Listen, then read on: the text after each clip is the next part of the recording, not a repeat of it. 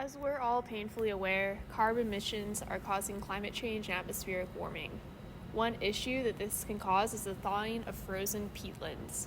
Coupled with the purposeful draining of peatlands, huge quantities of methane and carbon dioxide are being released, with more soon to come. As peatlands are exposed to oxygen, microbial activity begins to take effect, decomposing and releasing all the previously stored carbon compounds. As stated on the Pew Charitable Table website, peatlands occupy only 3% of the global land area but contain about 25% of the global soil carbon stock, which is twice the amount found in the world's forests. First off, what is a peatland? Peatlands, also known as bogs, mosses, mires, fens, or swamps, contain a substantial amount of water year-round. Due to the anaerobic conditions, plants that die there are not decomposed and instead turn into peat. Peat is the term used to refer to the compressed, partially conserved plant matter. Peatlands are characterized by spongy peat deposits, acidic waters, and a floor covered by a thick carpet of sphagnum moss. They are often classified by their water source. For example, bogs receive all or most of their water from precipitation rather than runoff, groundwater, or streams.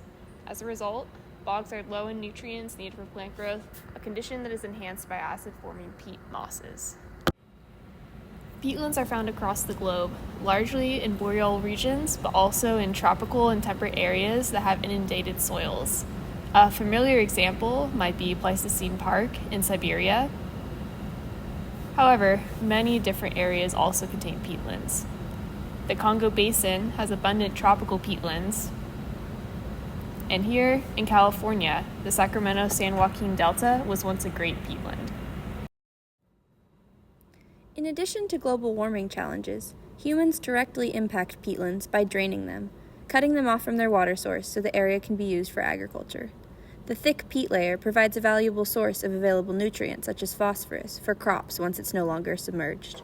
A well-known example of this is the Everglades in Florida, where lands have now subsided 6 to 8 feet since the peat was exposed to air and began decomposing.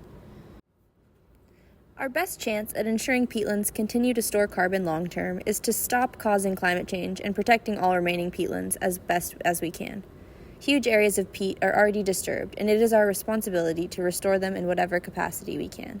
This may seem obvious or hard to achieve, but people have already begun this process in many areas of the globe.